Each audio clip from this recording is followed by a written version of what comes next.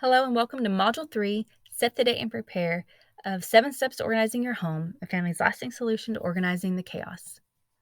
My name is Davina. I'm a mom of 5, wife to a hotshot trucker.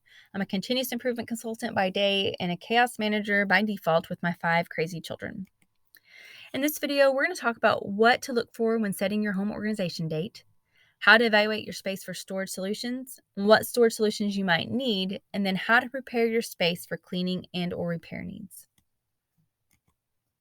Whenever you set the date and prepare, I want you to look a few weeks out in advance, and I want you to find a date that you do not have anything going on. So there's no soccer games, no birthday parties, no other obligations. You can just be at home, and everybody in your family is able to be there. Your spouse or partner is not going to be gone. They're going to be there to help. Your kids are going to be there to help, and there's nothing that's going to pull you away because this is going to be an all-day affair. So then first thing I want you to do is take pictures of your space. So you're going to take pictures of your countertops, open up cabinets, take pictures inside drawers, anything to show what this space looks like in its current state. As you can see here, I have a few more before pictures. And the next thing we're going to do is you're going to do an audit of the space. And this audit revolves around the 5 S's, and there's 2 to 3 questions in each of the categories. And your goal is to get as many yeses as possible. Now, don't feel bad because on your pre-audit, you're probably not going to have a single yes, or you're only going to have very few. But as you go through this and you do your post-audit and then you do your follow-up audits, you'll have more and more yeses. And then what I want you to do is go over the results of the pre-photos and the audit with your family. So you're going to show them how many yeses and how many no's you received and kind of talk about that. And then you're going to show them the before pictures and talk about that as well. And then you're going to evaluate your space for storage solutions. So you can ask yourself if there's a drawer that could benefit from having some dividers or maybe little bins to find things easier if you had a way to elevate some of your items like in a spice rack or medicine cabinet. Do you have a desk or shelves that could use some storage containers to hold items like pens? Do you need a file cabinet for paper storage?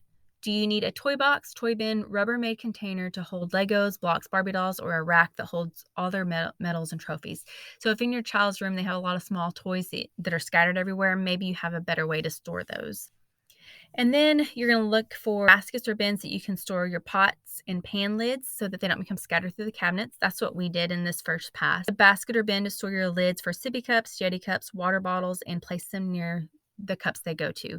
So I have 3 different like that are baskets like that. I have one down in my kids' drawer at the very bottom cabinet where they can easily get to.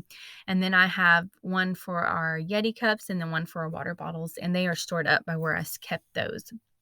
You can use various size plastic bins in your drawers to organize and label smaller items. Use drawer dividers to break up a large drawer. And I did that in my drawer that had all of our like snack bags and freezer bags and stuff like that.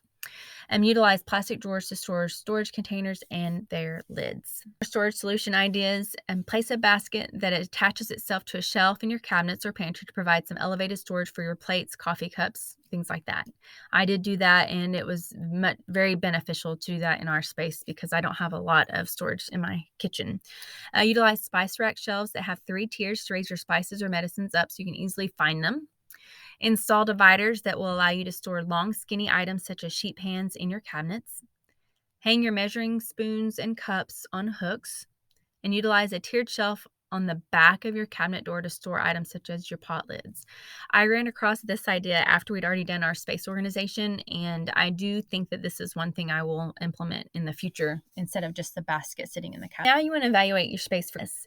Are you going to need to do some deep cleaning and scrubbing? So are you going to need your mop? Are you going to need cleaning solutions?